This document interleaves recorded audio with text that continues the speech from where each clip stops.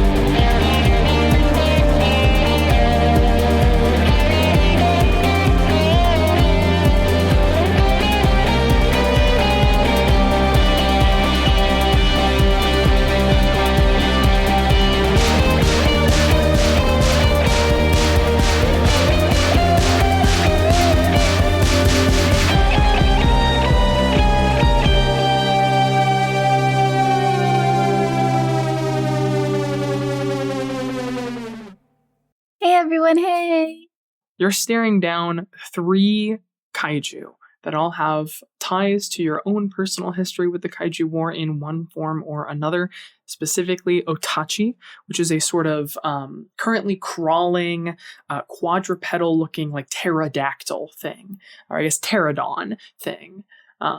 It has a long tail. You've fought a simulation of it before, which was able to spit acid, so that's a lot of fun.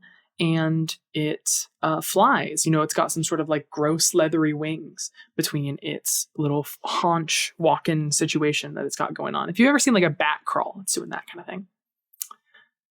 The other 2, speaking of leathery wings, is Leatherback, which is kind of like a weird big like aquatic ape almost. It is also quadrupedal, but can do the sort of like gorilla standing on its hind legs things. It's got these like massive forearms, really like gnarled, knuckled hands, and it is huge. Slow, you can imagine that getting hit by that thing probably hits like a fucking truck. And then lastly is Slattern, which is like a weird crab, hammerhead shark type situation. You haven't run into this one before. You're not really sure what its deal is. Slattern is like, of the 3 of those, the one you want to get called the least. It's so wild to me. We talked about this, I think, at the end of last episode. I don't know if it made it into the recording. Is the like every other kaiju in this world is named some crazy thing. Like an Otachi is very pulling from like Japanese mythos, and Leatherback is very pulling from like a real world animal. And then Slattern is just like something they called promiscuous women in the like Dark Ages. Like, why? What did she do specifically? I was just making a joke. It is actually that. It means like specifically like a filthy woman, and I don't know why that's what they called this one. All the other kaiju in this world have cool names. Knifehead. Who am I missing? These are kind of the big ones. Darren, of course, yeah, from accounting. From My Dream of Jeannie. So, we are going to go ahead and put you all into a little initiative bracket. Here is what we're going to do. Who wants to go first? Does anyone have any bonuses for going first? I mean, I don't have any bonuses, but I love going first. You do love going first. You should go first. I love going first. Okay. We'll have Alex. Yeah, because you can give us orders if you need to. And then I am happy going next in the order unless Finn wants to fight me for it. No, because I have been looking at this new mech for a while. Very excited to use it. Has been a while since I looked at it, so I need to read while you guys do your cool things. Cool. The pavement has been torn to shreds by your massive mechanical steps, as well as these beasts that are just as large, and some sort of weird mix of biological and mechanical. These are the kaiju from those cloned drop pods, if you remember. They've emerged from a sort of massive mist of steam that is coming off of the still embedded in the asphalt missiles that have just impacted with the ground. Alex, what are you doing? I, Alex, am going to kick Sanguine Rush into gear and go forward 7 spaces. Fast. Holy. Then I'm going to do lunge to go 3 more spaces, which should get me just in range to throw one of my segment knives. Okay. My segment knife leaves my hand with a 19. Wow, almost a crit. Yeah, this thing's evasion is very low. I assume you're throwing a knife at Leatherback. Yeah. He's the only one I can hit.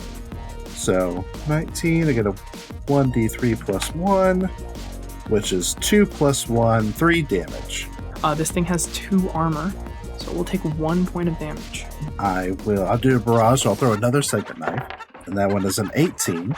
Also hits. Same 3 damage.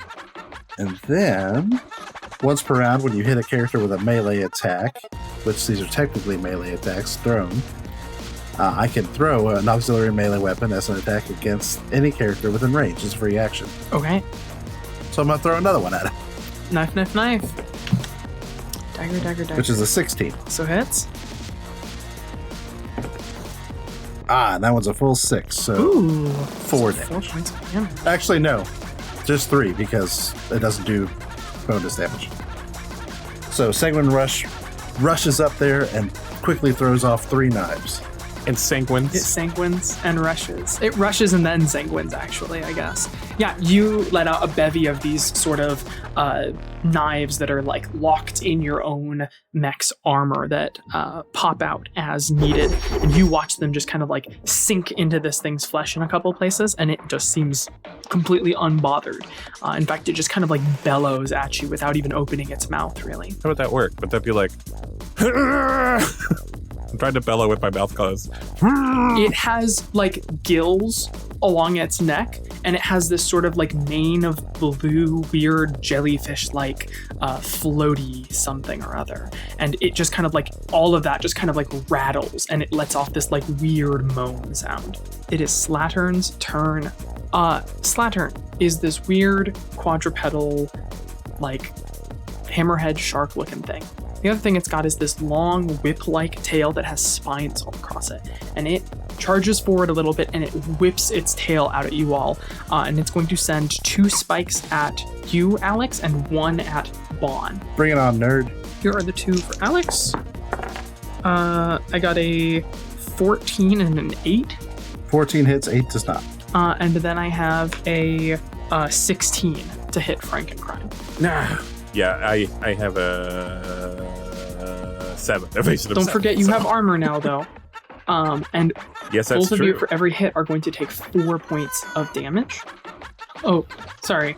You would take 5 points of damage each. The 4 is my modifier. I can read my own notes. How dare you, him? I was just shy of hitting all 3 of you. And I hear the disappointment in your voice. I truly believe that you're like a fair robot master, but like I think you're the first GM I've ever had that was like not kind of like ostensibly on my side, that like was disappointed when their monsters didn't kill me. That's interesting. I get that comment a fair amount. Is like in other combat scenarios in tabletop RPGs, I'll get a lot of players. They're like, "Why are you cheering?" Like I score a crit and I'm not like, "Ooh, it crit." I'm like, "Oh hey, it crit, nice." Awesome. Okay, and then the other thing it does is a number of the spines along its back shoot straight up into the air, and they look like they're going to land, but they aren't going to land this turn. You guys can see your targeting systems sort of highlight where these spikes look like they're going to come. Oh my god, it's gonna come right down on top of us, Amara. Oh my god, Amara, we gotta move. So, That is the Slattern's turn, and it is your turn, Amara. At the start of your turn, because you were in the area, you are going to become locked on. Oh. I wouldn't worry about it. I'm gonna move. Gasp. And Terrifying. now listen. I know. I'm sorry. I know how much you want this to hit me, but I am going to move. Oh no! It followed me. So I moved out of the circle, and it seems like the thing that was locked onto me is still locked onto me. Lock-on is a condition that is put onto your mech, for clarification. That's great, and I cannot shake it off. You can stabilize to remove lock-on, but that's a full action. Oh, cool. Well, yeah, I'm gonna wait to stabilize so that I can reload, because I'm about to shoot this guy with my hand cannon. So my hand cannon has 10 range now, and since this is my first attack, I get a +1 accuracy. All right, 16, 18. Yeah, that absolutely hits. Yay! +1, 4 damage. And I didn't specify, but I am doing that as a skirmish because I do not have anything else that is within range to hit him, and I don't want to hurt myself running. Well, then you have another quick action you could take. I think I will boost, actually. And does boost give me half of my speed? It lets you take an extra movement. So you'll get all whatever your mech speed is, you can move that many spaces again.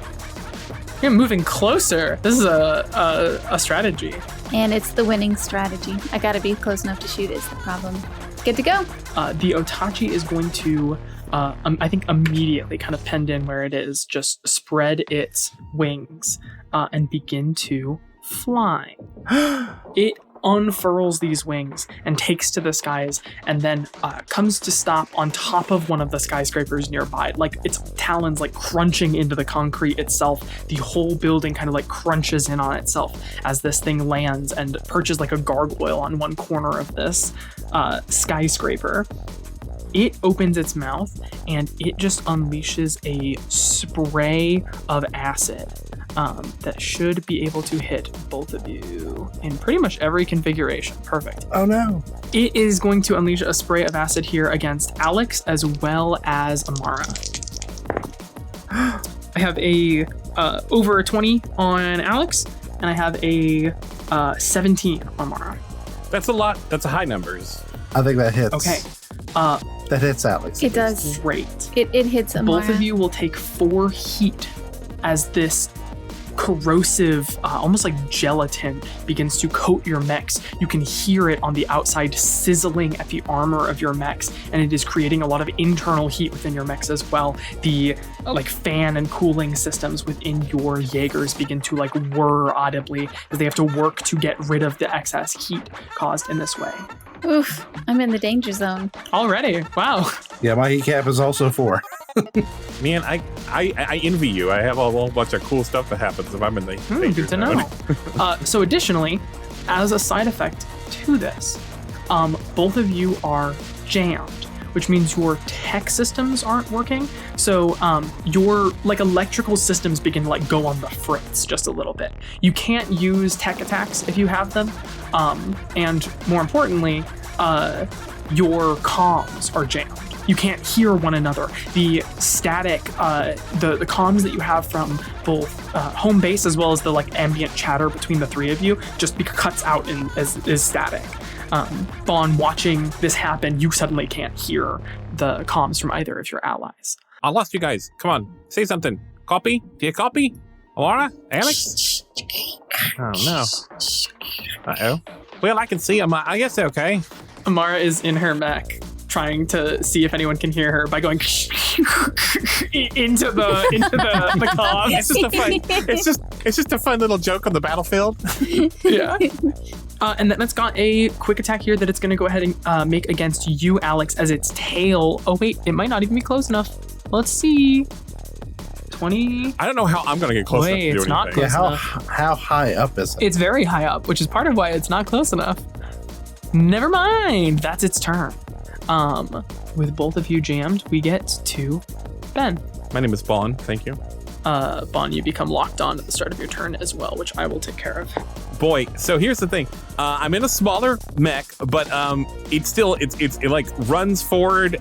Like, it actually started running forward about the same time you guys rushed forward to do your thing, but I still kind of plod along like Halcyon Vapor did, even though I'm much smaller. But I've still got some fairly heavy armor on, so I'm kind of like. So I'm like so far away from everything right now, and I hate it. I'm going to boost so I can go 6. I only have a speed of 3. Can I boost twice? You can if you only specifically if you it's not called overheat. That's not the word I'm looking for. Overcharge is the word I'm looking for, which lets you make a free action on your turn. You can take anything, but the more you do it, the more heat you'll accrue. Oh, well, I want to accrue some heat. Okay, I'm not going to overcharge. I'm going to see my arc projector, which is what I'd like to use, only has a range of 5. But if anything comes within 5, I'll hit it with my arc projector. I'm going to say arc projector one more time. Arc projector. Knock, knock. Who's there? Arc. Arc who? Arc projector. We did it, everyone. Let's pack up and go home. It is Leatherback's turn. This thing has been bellowing kind of this whole series of actions, and it kind of rears up on its back legs and like throws its fists down into the ground and leaves craters in the asphalt, and it is staring dead on at you, Alex. It is going to charge you, and it is going to full smack into you. It is 2 sizes larger than you. Let's see here. Good God. Does my synthetic muscle netting help in this? Yeah, you count as 1 size larger, right? I count as the same size as my opponent. Oh, wow. Okay. Actually, that's super relevant. Yes. It's Mario 64 shit. That is some Mario 64 shit. So long, gay Bowser. Yeah. It is just going to barrel into you. Would you make me a hull save? I will, Han. I will. 17? 17 succeeds, yeah. This thing collides into you, and you just like throw your giant mechanical hands up in time and like catch it, and it just like pushes you across the pavement ever so slightly as you like fully manage to rein in this thing's charge at you. It is made angry by that. And I don't see why. Will gain an accuracy on the next attack it makes against you, as it was unable to knock you prone. It kind of pushes away from you and just slams the pavement, and concrete goes flying up into the air. I need both Amara and Alex to make me another hull save. 10. 10 succeeds? 15. Oh, 15 super succeeds. Well, never mind. I don't need to do anything here. Neither of you are impacted as the like chunks of concrete start flying in the air. You guys kind of just like deftly sidestep or even just like push them away with weapons where you can. And that is the super anticlimactic Demolisher's turn. It is your turn, Alex. Okay, Hen. What's up? Hen. What's up? My buddy, my pal. How high up is Otachi? Very high up. I haven't considered the average height of a skyscraper. It is quite tall. Would you say it's within 7? 7 feet? Yeah. 7 spaces. Seven hexes, 7 spaces. Probably not. Let's see how many. You've got 3 spaces just to the corner of the building. If you are standing on the corner of the building, maybe then you could hit it. We got to start being like, he's within 5 hexes, so he'll be like, unfortunately it's within 6. It's like, okay, cool, well, I have a range of 7. Okay. We got to start hustling it in a little bit. Hen, what I would like to do, Hen, is I would like to use my reinforced cabling to grapple swing onto the side of the building, somewhere ideally in between Leatherback and Otachi. Say, maybe I'm 5 spaces in between both of these. Okay. Does this sound like something that could be possible? So that you're up in the air 5 spaces between the 2 of these? Grapple swing says, once per turn, I can make a standard move. I can use my speed as flying in a straight line, as there's a clear path. I must end on an object or surface, and I can be like grappled onto like the side of a building. Okay. Essentially. So you want to go like halfway up this building, is what you're saying. I want to go about halfway up this building in between both of these creatures. Yeah, you can do it. Okay, I do that. So grapples shoot out from me and attach me to this building. The leatherback is going to swing at you like a baseball bat the second you move. Is that okay? Yeah, I assumed it would. I have a 21 to hit, which is going to be a crit. Yeah. I think you know. 9 plus 5, 14 points of physical damage. Oh, nice. That's exactly what I had left. Oh, great. So now I'm down 1 hull. You take off, and What about your armor? do you have armor to reduce it? Oh, yeah, I guess my armor. You're at 1. Yeah, so my armor reduces up by 1. So I have 1 left. Nice. You take off into the air, and it does just like fully like lift a punch directly at you as you do so. It kind of swats you. Your cabling kind of like spins you, and you slam into the side of the building, but you're still connected by cable and are able to pull yourself up as you do so. As I land onto the building, grappling harpoons shoot out of me in all directions. Yes. And I'm using my assault grapples. Awesome.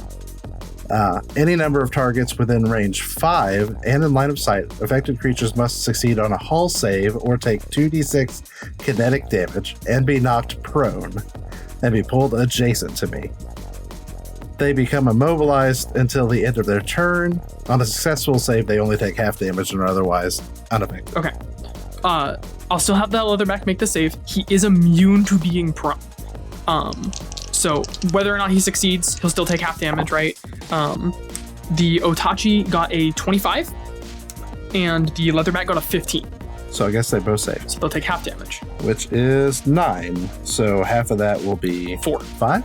Oh, you're down. 4. Unfortunately. Round down. Aww. So the leatherback will take 2 additional damage as it's got armor. That's a pretty good hit on the Otachi, though. That's 4 whole damage, and it has no armor. Ooh. Yeah, your hooks like sink into this thing, and you watch it just like pull gross, like weird, discolored. Normally, you've seen Kaiju blood. It's this weird, like Teenage Mutant Ninja Turtles green, typically. It looks like the kind of thing that would give you mutant superhuman powers. The stuff that comes out of these is like a gross, pale white.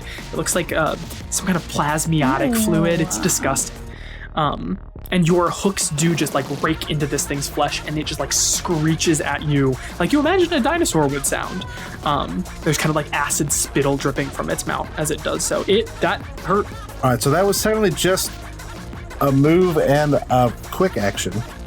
I think I will just use the rest of my movement to get back on the ground and just attack Leatherback. Okay. With my nifty new chainsaw sword. Hell yeah. That shanks out of my arm, and I'm going to go... Awesome. Yeah, this thing begins to rotor up, and the steel bladed bits of this chainsaw tear into this thing's hide. Assuming it hits. We will not hit with a 4. Nope. It's a total of a 6. That's impressive, actually. It's not hard to hit this thing, so well done. It's just landed this massive punch on you, and it kind of sees this blow coming and does just like fully bat your arm away. Your arm gets like thrown wide. No, my arm. But it is reliable 3, so it still takes 3. Oh my gosh, yeah. Where it has batted the hit away, you have just like torn into the skin of its arm. All right, my turn is now finito. Neither of you are, or actually I guess just Alex, you are not jammed anymore. So your comms flicker back to life. Bond, can you hear me? I can hear you, boss. All right. I'm going to issue you an order so that you can hear me. I'll allow it, but technically it's the end of your turn. Shush.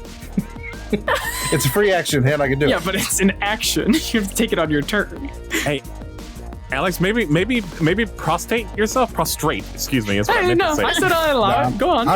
I'm going out in a blaze of glory, son. I know. We should focus all fire on Leatherback and get him out of the fight as soon as possible. Yeah, great. Let's take out one at a time. I actually thought it was a little odd that you went for I thought you there, you know. Well, I thought I could get, my grapples would like pull them both up into the air and then they would fall, and it would be kind of cool. It would be cool. It would be cool, boss. That did not happen. No. Best laid plans. Tell God your plans. He'll laugh at you whenever saying is. Oh, he's laughing. texting my coworker mid-combat to say, hey, I noticed you tried to fight my nemesis in the recent battle. I was just wondering what was up with that. I kind of thought it was my dramatic backstory, you know? Yeah, I'm not really one for off the politics or anything, but he did kill my whole family. This is a backstory you have not told me. You've just done this inner monologue and talked to NPCs about it.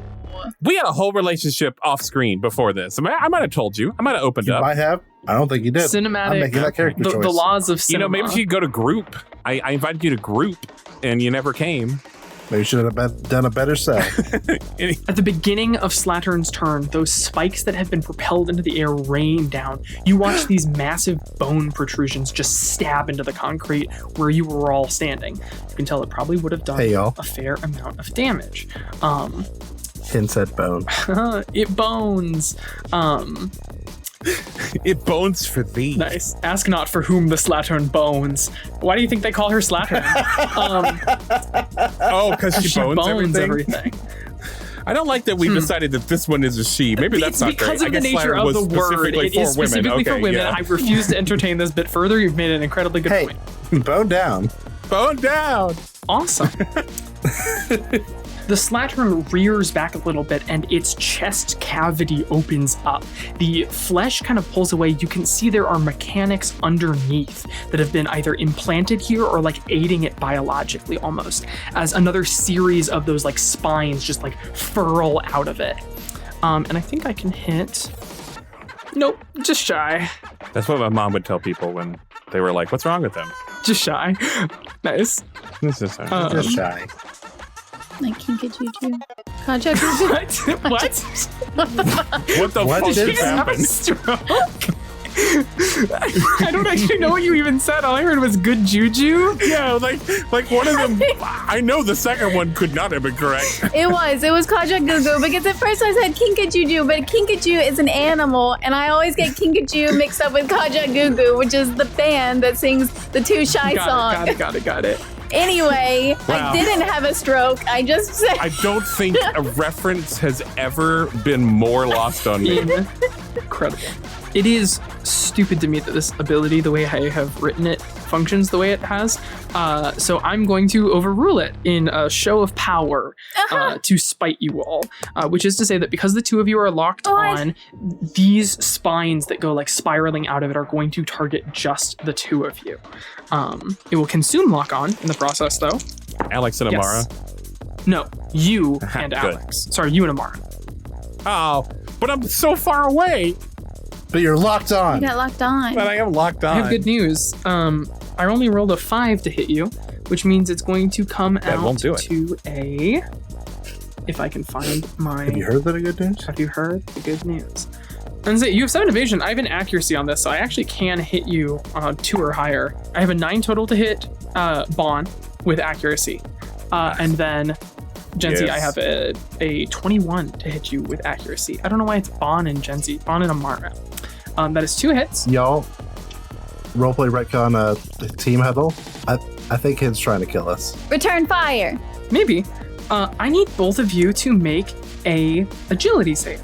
And because you two have been locked on, you will make this save with +1 difficulty. Oh, well, y'all. I rolled a 3 on my D20, and I also rolled a 3 on my D6. Great. But I get to add 7 to that. Nice. And if I had kept that original 3, then I would have gotten a 10. But no, I only have a 7, and that doesn't work. I end up with a 17 though. Amara, you take 10 points of damage as these spikes riddle your form and like stick out of your armor. Make sure you subtract armor from that if you have the armor.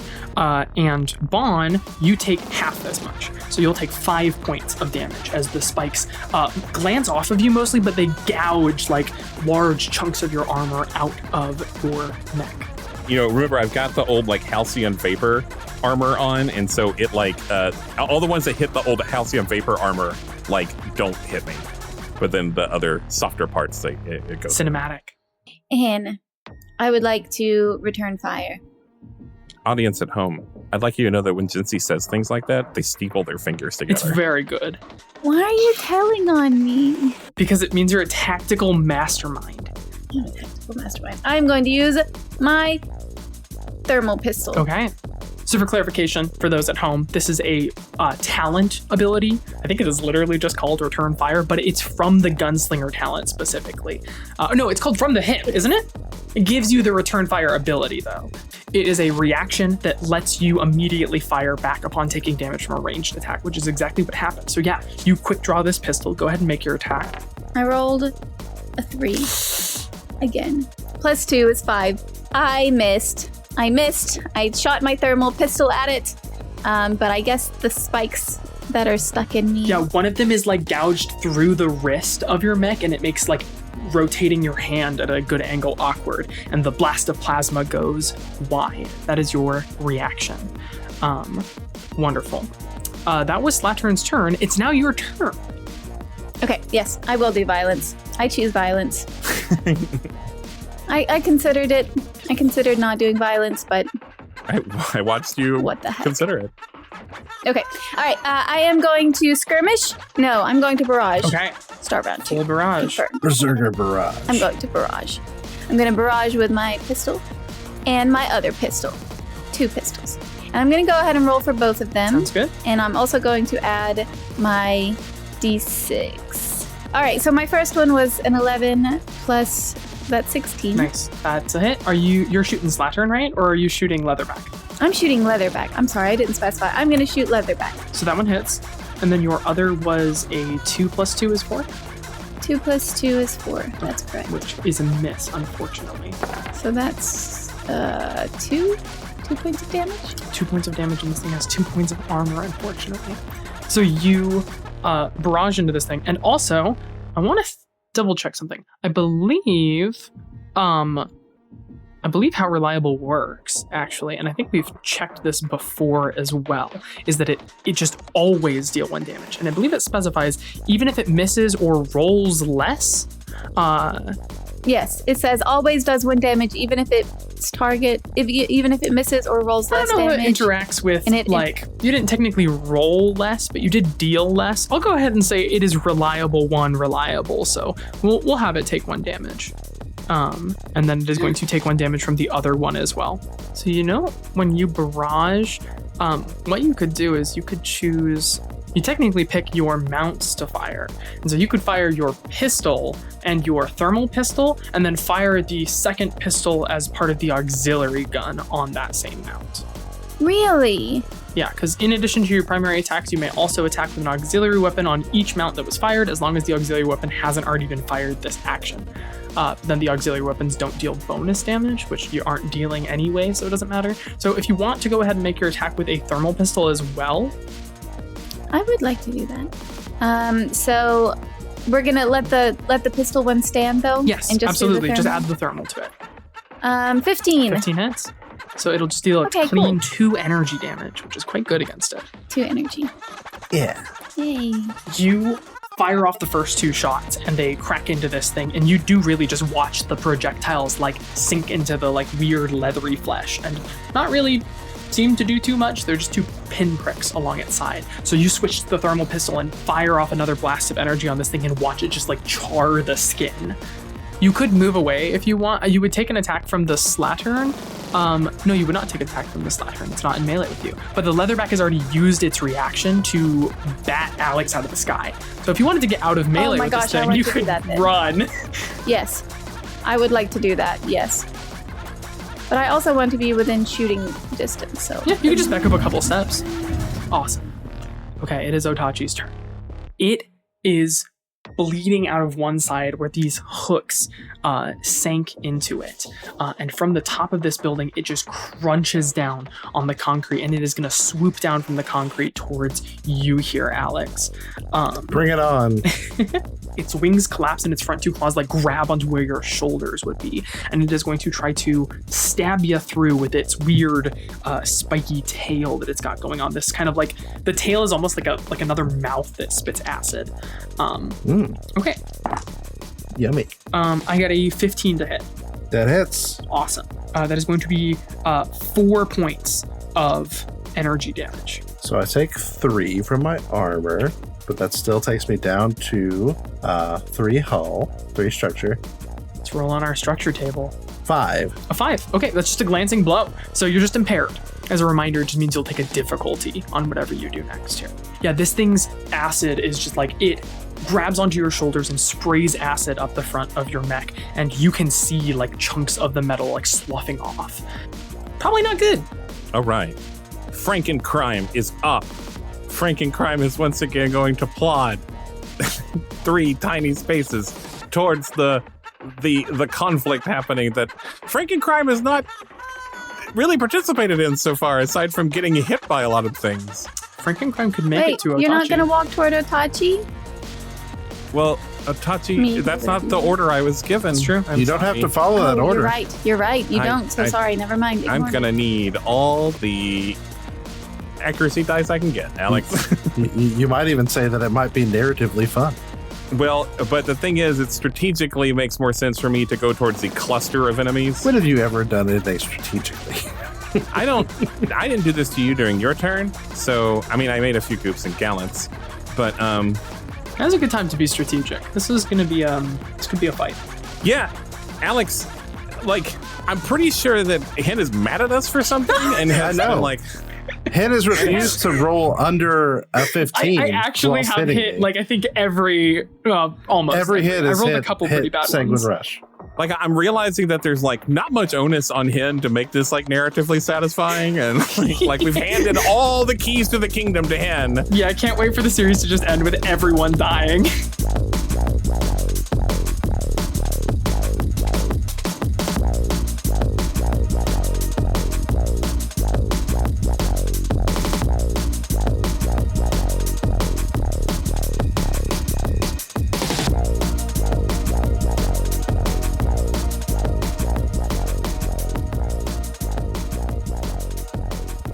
Hey, it's Ben. Let's take a little break, huh? I got some things to tell you. This Friday, November 28th, I'll be in a Daggerheart one-shot with Daddy Gamer, starting at 5 p.m. Central Time on daddygamertv.com. It's called Pilgrimage of Peace, and I don't know why it's called that yet, but I do know I'm playing a witch named Witch, and I'll be joining Dora Korpar from Nomads of the Multiverse, Matt Allen, aka the hip-hop artist Nerdy, and former Minnesota Viking and lifetime super nerd Chris Cluey, who was famously arrested earlier this year for, as far as I can tell, just speaking out against the MAGA movement at a city council meeting. The stream will be raising money for Create Meeples, MPLS, which provides free STEM education for young people in underserved communities. Our guest GM for this series is Hen, also known as I Write Robots in all the good corners of the internet. Hen's a science fiction writer, and you can find his work at iwriterobots.com. And he's also a host on the Vorthos Cast, the officially unofficial podcast about Magic the Gathering, story, and lore. You can find all of this in the episode description. I've got links to all of this. The soundtrack for this series features Behold, which is spelled with a slash between B and hold. The track up top of this episode is called Uprising, and it's an original piece we commissioned for the series. The rest of the music is from his back catalog. Some of it was made for My First Dungeon, a very good actual play podcast. And some of it is from his latest album, Where They Landed, which is a concept album that combines like spooky sci-fi vibes with Appalachian folk music. You can find all his music on YouTube, Bandcamp, and a bunch of other places. Just Google Behold. Or you can find him on social media as Behold Your Fate. Roleplay Retcon is part of the One Shot Network, which has lots of great shows like the flagship One Shot podcast, or System Mastery with Jeff and John, which is sort of like a two-person book club where they read old, weird TTRPGs and make a lot of jokes. Or Skyjack's Courier's Call, an all-ages spinoff of Campaign Skyjacks. We have a Discord and a Patreon. The Patreon has bonus content, and the Discord has bonus people. We, like the core cast of Roleplay Retcon, me, Jensie, and Alex, have a little cameo in Avoid in Reality, a Fate actual play that we've talked about a couple of times. Avoid in Reality does a lot of things that stretch what you'd expect from an AP. Like the YouTube versions of the podcast have a few visuals. Like when a new NPC will come in, they'll like put character art that they made of the character up on screen, and like half of them are real deal artists, so it always looks great. Or maybe like it'll be like a puzzle they're solving or something. So you get like a little bit of visual and it's great. And also you'll get the occasional full musical number, like All About the Bottom Line, sung by character Clint Earn the Intern, which is in the latest episode.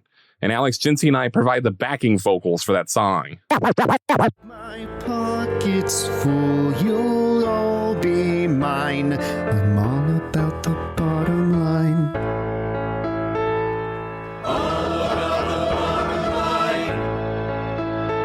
Now, I'm loved by all, but I get no respect. Better get promoted when I finish his request. My quotas are quoted, I'm loaded and toted. If you bought it, then I sold it. How will Robert feel? What about Meredith and Wick and Crablet 69? Oh, what would you think? All right, that's all I got. Back to the episode.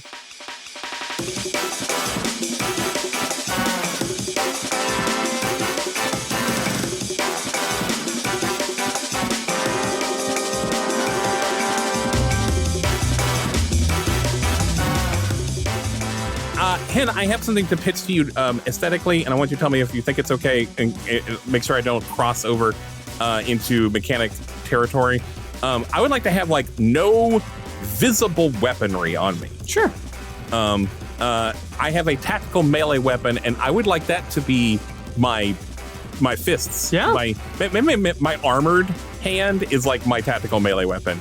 And I'm going to fire my arc projector, which is the other hand. And it, like, I'm talking like Frieza style, like just put my hand out and like 5 bolts come off of my fingers and like sort of coalesce into one nice, satisfying lightning bolt that is going to try to hit Leatherback. I like it. Well, Leatherback is not hard to hit. It's a 5 + 2. That's a 7. That hits. So this does 1d6 + 1 damage. 4 + 1, 5. So the energy that you shoot from this, when it hits, it can arc to another thing within range 3. So if you wanted to hit Slattern as well, you could. I would like to do that, please, and I will generate that heat. So I guess that's 1d6. Is Otachi within range 3? No. Oh, maybe. Looks like it is. Let's see, yeah. It looks like it is. Yeah, no, hang on. Let's see here. I'm gonna use my handy dandy ruler. It's close. It's definitely close. Yeah, it's just shy, unfortunately. So, you see this lightning bolt hit Leatherback, and it sort of creates a glowing arc, melts a little bit of him, and then it arcs over to Slattern, and it does the same thing. So I get twofer, and that generates a heat. I'm at 2 of 7. And then Slattern gets 3 + 1, 4 damage. Did you roll to hit? Oh my god, I have to roll to hit. It still counts as a second attack. I have to take heat and hit. Is it easy? Is it hard to hit Slattern? Well, I got 9 plus 2, 11. 11 hits? I wasn't struggling with the math, Alex. I was struggling with if I actually had +2. Sounded like it. And then what you already rolled the energy damage. What was it? Yeah, 4. We'll say it's 4. Cool. We'll keep that other roll, if you don't mind. No, I don't. Yeah, so I moved, and I did a quick action. So can I boost and move again? Yeah, you can. Okay. It's your second quick action. You guys are so good at this game now. So I'm like right up next to the Leatherback now. So I'm going to overcharge. So I can get another quick action that gives me another heat. I am in the danger zone though, which is good for me. Danger zone. Well, and bad. I mean it's bad. It's good and bad. It's good. You'll be fine. So let's see. Oh yeah, Nuclear Cavalier. The first ranged or melee attack you make on your turn while in the danger zone deals energy instead of kinetic or explosive, and additionally deals 1d6 energy bonus damage on a hit. Also, I have combined arms. Yep. Whenever you hit a character with a melee attack, you gain +1 accuracy in your next ranged attack. Or if you hit something with a ranged attack, you gain +1 accuracy in your next melee attack against them. And this effect is not stacked. This is a very compact build. Well done. Thank you. This is I have. It sounds like you're about to tell me I did something wrong. No. I was gonna make a joke, and then I worried that it would come across as an actual accusation, so I backed up into a compliment. Are you saying, did you actually play this game? Jokingly, I was gonna be like, actually make this by yourself, or did you use? Yeah, that's what I was gonna say. I don't. If you don't know, and you should go check it out if you're big on Lancer. The Lancer Discord has an entire channel that is just people who like to brew these builds and never get to play them themselves. And I routinely accuse my players of having gone into the Lancer chat and been like, I need something of 5 license levels that will absolutely destroy my GM. Well, okay, part of it is Hen, like, about a third of this was you. Yeah, that's fair. I'm reaping what I sow. I did most of the work. Like, me playing as this mech specifically was Hen's idea, and also a fan requested it. Ooh. So, like, I have a question for you. Yes. Do the Kaiju, can stuff that they have to do a system save on, do they do that, or is that just going to be completely useless? They have a condition. Yeah. So they'll still make system saves. They're also partly biomechanical. They have the trait that some other mechs have where they have a weak computer system. A lot of biologic enemies will still make system saves. They just do so abysmally. And do they have heat? Heat will not damage them necessarily the same way. I'm going to punch it with my tactical melee weapon, which is my armored fist. And I'm going to... 8 + 2 is 10. I believe that'll hit Leatherback. Yeah, Leatherback, that hits, yeah. 6. I did 6 damage with my punch. I do like a good, like, I'm still, like I said, kind of plotting. And so I do like a good, like step forward, like boxer punch. Like I put my hips into it and do like a straight punch into it. And it like, you know, the shockwave comes off of us. Yeah. Kachoom. And I do 6 damage. And that's energy damage too, right? Because of Nuclear Cavalier. Yeah. Wow. Yes. And it is also 1 + 1d6 energy bonus damage on a hit. So I gotta roll that too. Yeah, it does 3. So it does extra 3 damage in addition to what I just said. Woo! Yes. Now I think I am finally done. The problem is that has also made me generate 2 more heat. It's also Leatherback's turn. Hooray! Yeah. Hooray! It is swinging a massive punch at you, Bon. I have an 18 to hit. Yeah. Yeah, I'm aware. Go ahead and make me a whole save. It's a 5. 5 + 4 is 9. 9 is just shy, unfortunately. I know. It's okay, it's not and a crit. I'm aware of that. That much I am aware of. Let's see here. There's going to be 10 points of damage. No, it's not, Hen. Yeah, no, it's not. That just seems silly, Hen. This thing hits hard. That'll take us to our first structure damage. Woohoo! Well, it's the second structure damage. It's my first. I don't care about this. 2 structure down in just a couple of turns. I'm a fan. 2 system trauma. Okay, systems trauma. So you need to choose a weapon or a mount to be destroyed. Or sorry, you destroy a mount, and all weapons on it are destroyed as a consequence. Or you can choose, I believe, a system as well. Okay, so what you see is the arm that I just punched with. Like I also I defended with this hand too, and so it takes the hit bad, and like you see that this arm has started to like crumble away, like the old Halcyon Vapor armor has started to crumble away. So I will not be able to use this arm as my tactical melee weapon anymore. Getting excited. It's fun to watch someone live their passion, isn't it? Okay. What I'm going to do is first I'm going to throw out a drone. And since I have Drone Master, or whatever it's called now, my drones now have 10 HP instead of just 5. So maybe they'll stick around a little longer. And then I'm going to hit Leatherback with my Chainsword. That's my other quick action, skirmish. And since I'll have an accuracy on that, we'll cancel out the difficulty.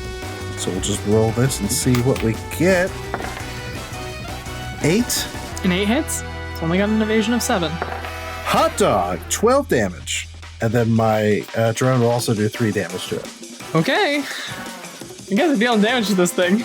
I like to hear the stress in your voice, Aaron. I like that. I'm going to use Disdainful Blade to throw an auxiliary melee weapon at it after making a successful melee hit. Sure. I guess this one will get the difficulty. Yes. Is that a ranged attack too? Yeah. So you're engaged, so you'll take another difficulty from it, actually. It doesn't matter because I got a 4 minus 3. So minus another 4, it'll be... Nada. Yeah, you're just too close. You throw it but can't get like a good angle for spin on the knife, and it totally just bounces off this thing. That's me. Okay, that's you. That's your boy. Slattern's turn. And Slattern wants violence. Slattern launches another bevy of those spikes from its tail. It can hit all 3 of you from this distance. And you can see that there are additional spikes that are going to rain down on top of you 3 at the start of its next turn. Wow, that's actually pretty bad for me. Let's see here.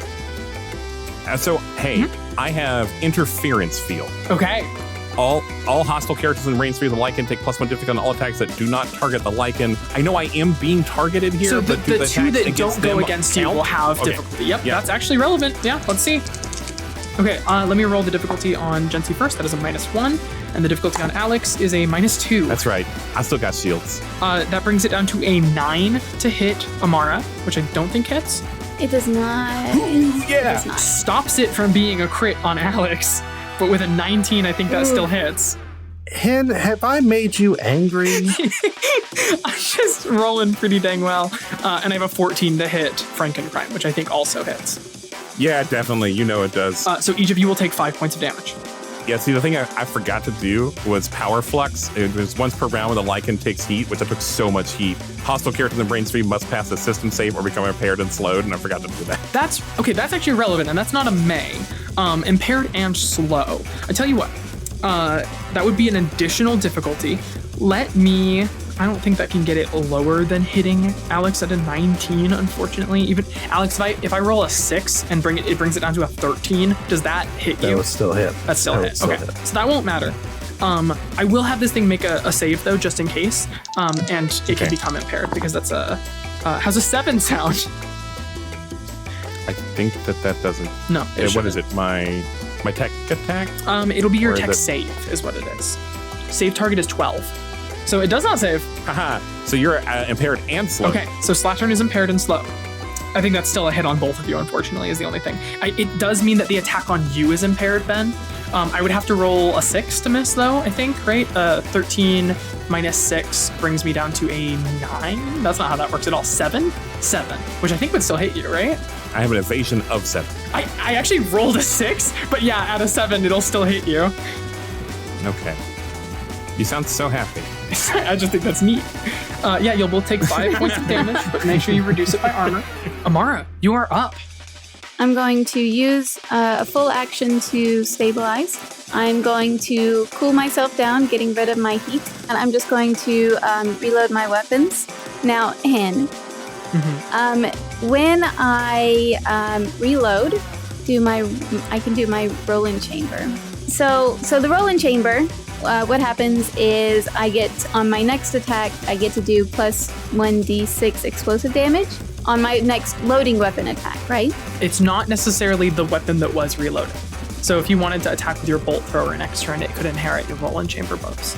Now, Hannah, this weapon doesn't have the loading tag, but one might argue that my Mjolnir is a loading weapon because I have to load it. Absolutely not.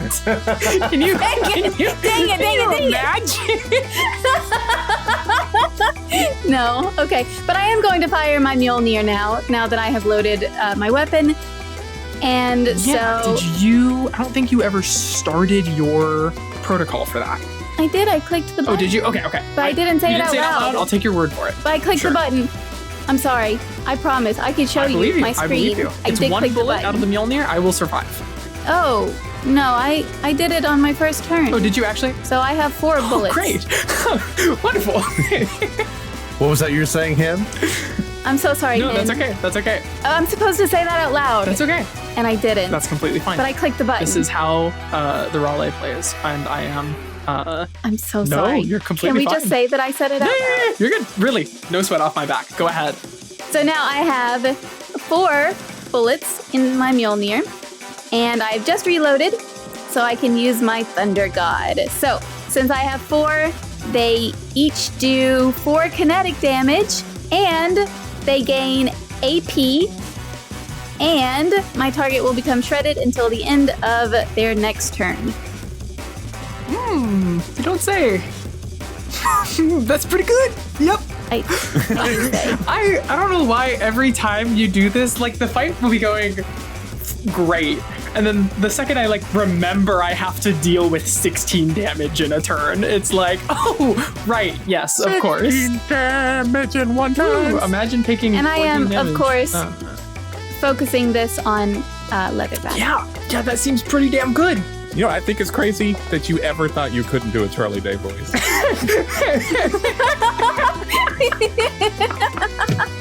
Please keep that in the episode. Nice. Yeah. Holy shit. Wait, what did I just say that sounded Charlie Day? When you were like, yeah, this is pretty good. Yeah, this seems pretty good. That's hilarious. Hey, Amara, do you want to describe to us what it sounds like when the bullets that rain from your chest just annihilate this thing? They go pew, pew, pew, pew. Yes, that's exactly what it sounds like. All right, so the Mjolnir's, it's like a really big revolver, right? But instead of firing one at a time, all four of them fire simultaneously in this huge eruption straight from the center of Ironclad Gunsmoke's chest. And it just rips through Leatherback, all four of them, straight through the center. We get the like anime scene, like silhouetted back of the Leatherback as if the camera is from behind the thing, and we don't see the bullets fire themselves. They're just like a deafening like ka-chunk, ka-chunk, ka-chunk as these bullets fire forth from the Roland, and you just watch like anime style like holes just erupt out the back of the Leatherback, and it starts to bellow, and then like one of the bullets cuts clean through its neck, and it just cuts off into this guttural kind of like noise as it slumps to the ground. I love it. That bodes well. Did you just kill one? Yeah. You killed the shit out of it. Jensie, I have to lose another structure dance where I can do something cool. I need you guys to not kill them so quick. Oh, don't worry. There's still two left, and one of them is practically unhittable. That is true. I can't wait to see how we deal with that one. Hey, that was great. That was the end of your turn, right? No, I'm cool. That's the end of my turn. You are cool, Jensie. Let's see. So that is gonna go to the Otachi, who... No, don't move behind Ironclad Gunsmoke. You're so sexy. God damn, Alex is just out of range of this like every time. You can't kill me yet, Hen. That is okay. I know you've been trying real hard. I have. I've been doing a good amount of damage to you.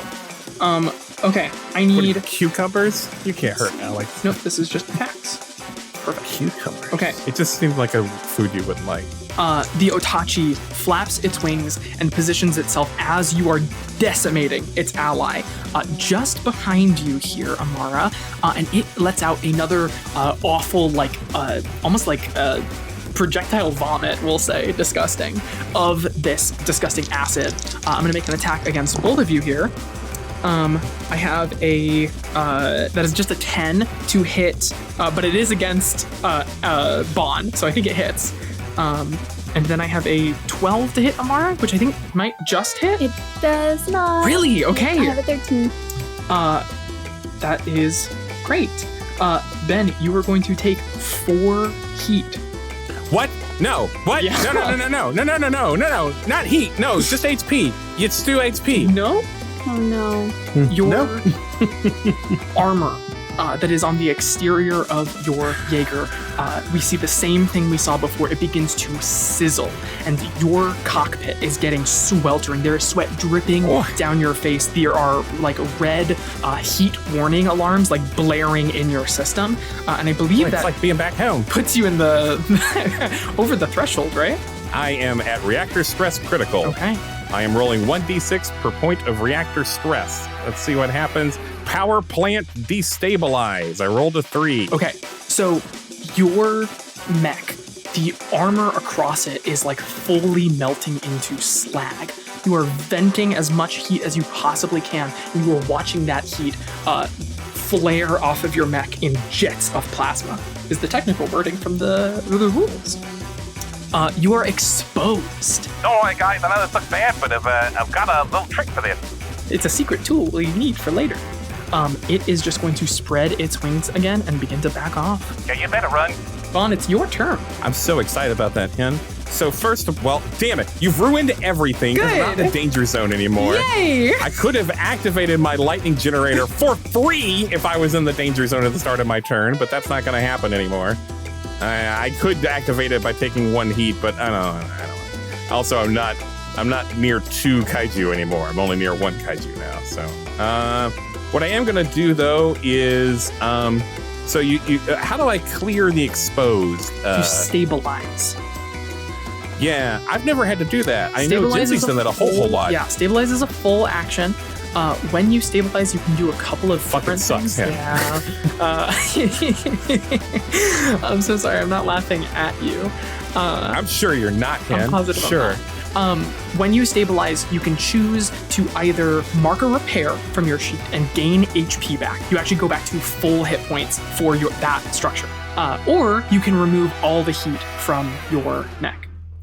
Then, additionally, you can do a bunch of other stuff. If you have weapons that reload, you can load them all. You can clear burn if you're taking increasing fire damage. And then you can also clear conditions like exposed, impaired, etc. See, the thing is, I don't want to clear my heat or my HP. I want them actually both to be where they are. That sucks. But I also definitely don't want to be exposed. Or you just don't want to take damage, right? What does exposed actually do to me? When you take damage, I double the number. Oh, I'm just going to leave it alone. Okay. Problem solved. I'm going to move out of the scary red circle. I'm going to move smart. away from Slattern, and so Ironclad Gunsmoke and I are going to sort of pincer it. So my core is exposed, right? Like I have a exposed core. It's glowing. It's got little goop coming out, little Dawn Bluth backlit animation goop coming out of my chest, and I go, Hey, what's this? and I just sort of like my chest forward, and it fires one of my fuel rods out of it. And I on attack. It says on attack, so I think this happens immediately. Yes, it happens I clear regardless. 4 heat. Yeah. So I am now down to 0 heat, and I'm going to do an attack here. Yeah. This is the fuel rod gun from Nuclear Yes, it Cavalier. Yes, it is. Nuclear Cavalier, one of the best talents in this game. Yeah, I can't believe it took me this long to find the love of my life, but it's better than nothing. If you build heat in any capacity, it's just kind of a must. So yeah, that's a 13 plus 2, 15. 15 hits, yeah. 1 d3 plus 2. I believe that's 4 energy damage. And are you skirmishing or barraging? I believe I am barraging. Okay. And with my arc projector. Yeah, this is a good little combo you've got. 11 plus 2 is 13. That's a hit. Unfortunately, there's nothing within range to arc to because of the coward has run.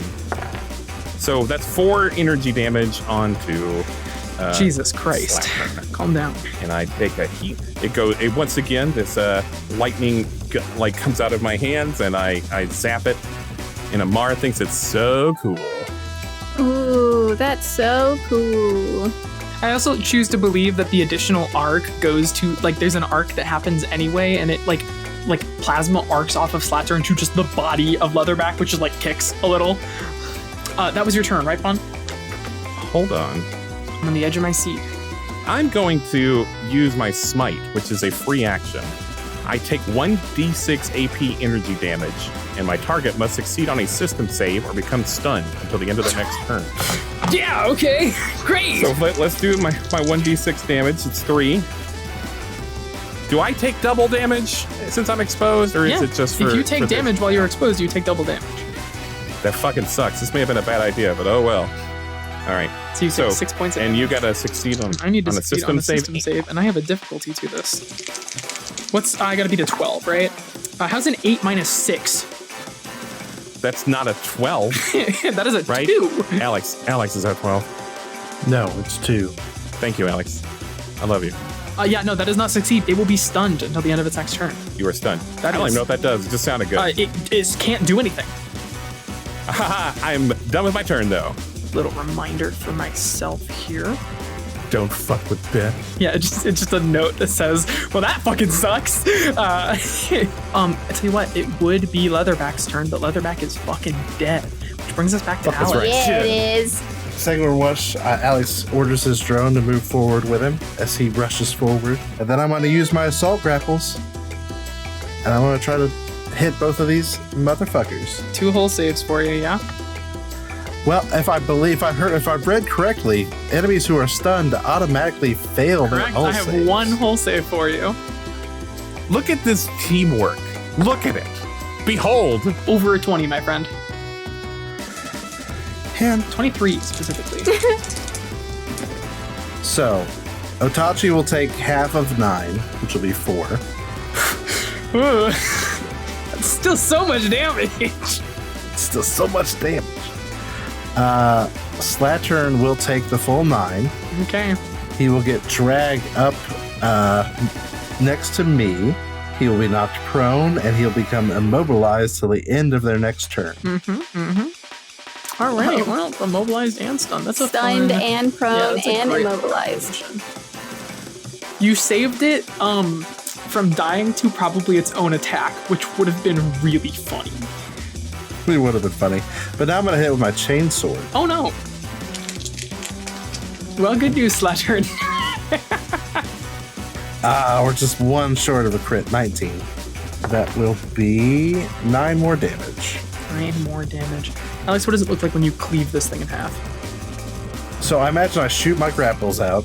They glance off Otachi, but they just sink into Slattern. He's dragged over. He's all dazed, and I just whirl around and I cut him in half with that chainsaw. Just like from shoulder to hip. The kaiju is still flying towards you. It is still attached to your cables, and you cleave it as it is moving, and the 2 halves of it fly past you on either side and get thrown and dragged across the pavement. And as part of that spin, I will use Disdainful Blade and throw a segment knife at Otachi. 21. 21 will hit. It's going to use its reaction to make you miss instead. Son of a bitch! I've been waiting to do that all combat. Whoa! Damn it. So my drone will not get the damage to it. Okay, normally we would bounce to Amara, given that Slattern is dead. I'm going to give the kaiju a turn here and have Otachi at it. And that's called cheating. Oh, what? Me? Hence gotta try to cheating. kill at least one of us. I do gotta try to kill at least one of you. This thing flies diagonal to you all. It is still zipping and gliding through the air, and it is finally had enough of this. And you see something kind of like jolt up through its form, and it's no longer acid it is spitting. It is a like full-on blast of some kind of energy. So I will go ahead and make an attack against each of you. Alex, I think I missed you. Your evasion is... I missed Alex too. I got a 12. Oh, really? Son of a bitch! I got a 12 to hit Alex. I have a 14 to hit Ironclad Gunsmoke. Dang it. Yeah. And what's the evasion on the drones? I have a 9 to hit the drone. Let me take a look. Hold on. The drone's evasion is 10. So you missed the drone. I hit everything but the drone. Nice. Awesome. Okay. All of you are going to take 5 points of energy damage. Did you say everyone takes 4 damage? Sorry, not everyone. No, just Those us. 3. Okay, thank God. Just all the cool kids. Alright, I'm gonna return fire. Jensie, you can't kill this thing. I have one more really cool thing to do. You can't kill this thing. We haven't been able to I'm touch it so begging you. far. I'm begging What you. am I Not, supposed to do, Ben? I'm begging you. I'm just gonna use my pistol. That's what I'm gonna do. I'm gonna use my pistol. I got a nat 20. Jesus Christ. Okay, I didn't Fuck yeah. want to do this, but I probably have to use its reaction to make you miss. Didn't it already use its reaction to make me He already miss? used it this round.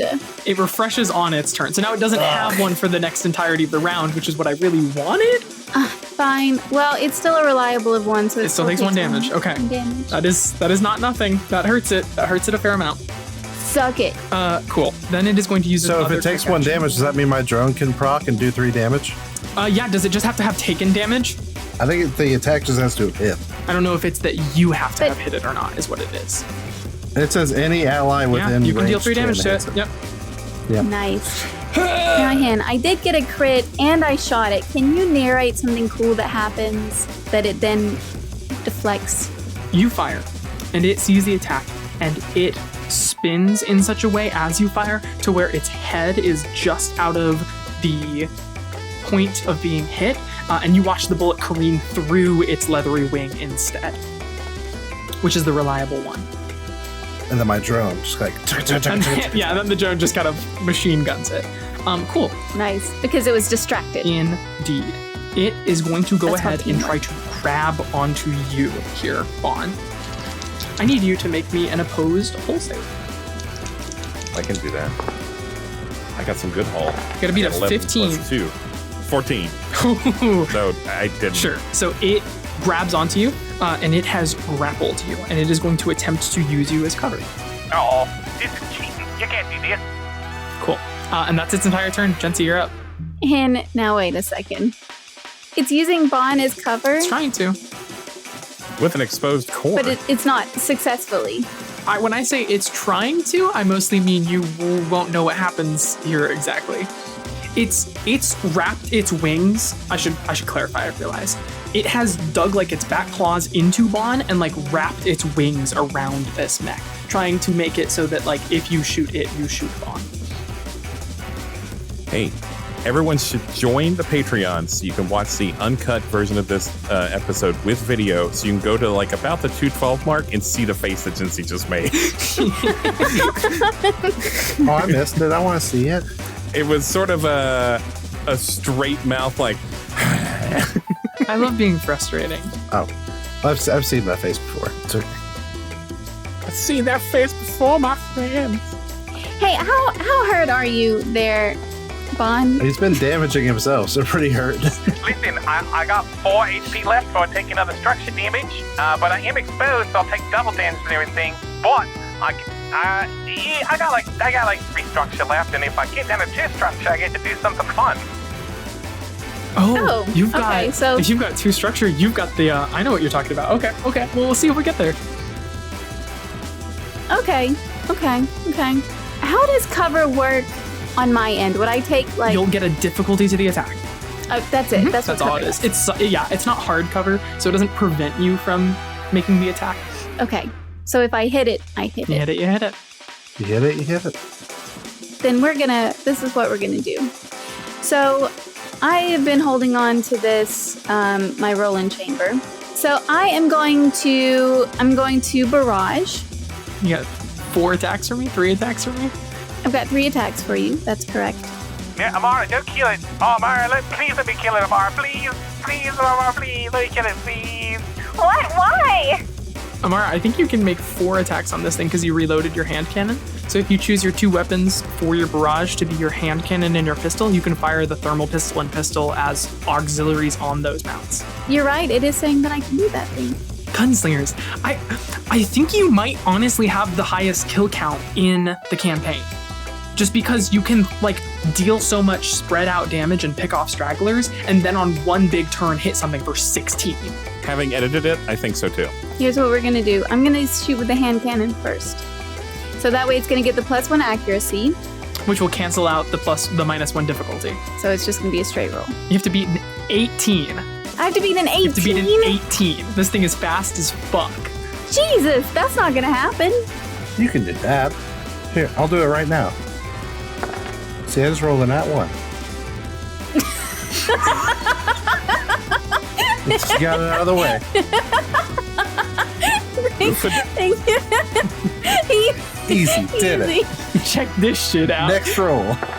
Oh, I got a 16. Fucking damn. +2, it's 18. Can't weave. Yeah. All right. Go ahead and roll damage. Okay. I can't believe this has happened. You can't juice its HP a little bit. I get a 1d6 refuse. plus I get an additional 1d6 of explosive damage. It can survive a minimum damage roll. I did 5 points of damage. Nope. Nope, we can't. Ben, you will take 10 points of damage. Oh, sorry. No, correction. So it has you as cover, so it halves the damage taken. So it will you'll each take 2 damage, but then your damage is multiplied 4 because of exposed. No. That's okay. No. Okay. Well, I have taken another structure damage. Well, that's good because that's what you wanted to do. Well, Don't roll a 1. unless I Did you mitigate it with your armor? Oh, I actually didn't. There you go. This is fine. Amara is fine with this. I checked beforehand. No, I actually didn't know this was going to happen, and I am horrified. You can always stop. I was really hoping that one of you would get in a bad state where I could use this ability, and it's perfect that it was you, Ben. Amara, I'm actually fine if you shoot me. I feel like you and I could be very good friends. And I think a really good first step to that would be let me kill the monster that killed my family. I've mostly moved past it, honestly. I'm doing pretty good, but I still think it would do a lot for me if you just let me kill the thing that killed my family. If you wanted... Certainly, Bond, it's not the actual monster that killed my family. It's a clone. We already killed the one that actually, he died a long time ago. I'm not finished yet, and y'all have got to chill out. Okay? And you gotta trust me. Now, Hen, what I was getting at, if y'all would have just calmed yourselves down, is now the target must succeed on a hull save or be knocked prone. Oh, great. So, Hen, fuck me. Yeah, anytime. All right, I got a strong 5. Nope, sorry. Well, that's a is strong not it. 3 because of my modifier. Well, that's especially not it. It failed. It's prone. It is no longer grappling It's you. prone. Mhm. It no longer has bond. Correct. I still have 3 attacks left. Thank you, Mara. And Bond did not lose a structure. Yeah, I'm down to 2 HP, but I did not lose a structure. That was incredibly well played. How damaged is this thing? It likely cannot survive another attack. There's no way mathematically. Then I'm gonna hold off. Okay. All right, Bond, you got it. All right. Well, actually, I think it gets a turn probably. Nope, because I cut in line, so it is your turn. Take care of it. I am going to, as a protocol, activate my lightning generator. When you activate this protocol, take 1 heat and deal 2 energy to all characters and objects adjacent to you. So I gets knocked down, and I activate this, and I just like shock it with like hot red lightning. Yeah, it just jolts on the pavement and stops moving. Wait, is that all it took? If you want to finish it off, give us a fun little flourish. Oh yeah, so it's just like twitching on the ground. So I don't have any melee weapons left, but I do have some feet, and I just take my foot and I like stomp down, but it like doesn't kill it, and I'm like, Wait, give me a second. and I like I have to like stomp like 5 or 6 more times. You got this, buddy. Good job. Yep, I got it. Yeah. Honestly, I don't know if I really needed that. I've actually kind of come to terms with it. And, you know, like Alex said, it was just a clone. It wasn't the real thing. The real thing died a long time ago. But thank you, Mara. Thank you. You don't know what you've done for me today. I feel pretty good now. And not as good as I thought I'd feel, but still pretty good. Nice. Glad I could help. You know, I run a group therapy session like every other Tuesday. You guys ever want to come? No, thanks. Yeah, cool. Thanks. Okay. You know, we've seen some pretty rough shit here past couple weeks. I bring snacks sometimes. I'm busy. And Jake just kind of he unbuckles himself and he fully is clapping you on the back, Amara, in your gear. And he is shouting into the comms, cheers. You guys can hear the cheers of command as well coming through the comms at this point as well. Jake will slap you on the back and he says, "What did I say? Finest pilots we've had yet," which is not something he's ever said. And then, thanks, Jake. And then all of you through your comm systems hear a laughing, just kind of self-assured. You recognize the voice of Li Wen just kind of chuckling to herself. I am not an enemy you want to have, and I extended an olive branch, but if this is the decision that you've chosen to make, then I suppose I don't mind personally seeing to the removal of the last ever 3 pilots of the Jaeger program.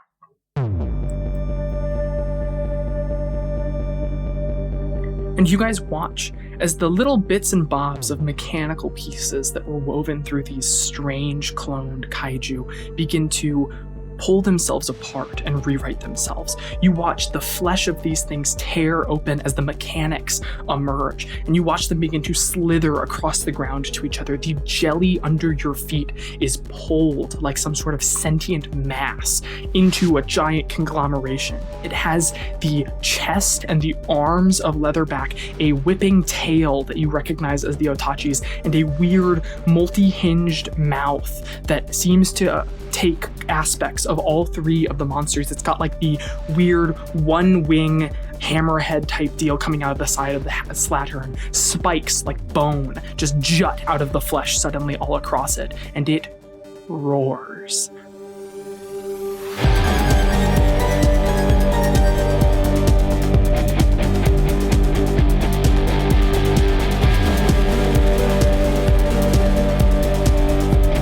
Roleplay Retcon's remake of Pacific Rim Uprising is directed by I Write Robots, with Jensie as Amara Namani, Alex Blasius as Alex Blasius, and Benjamin Gray as Bon Joyega. The soundtrack for this series features Behold.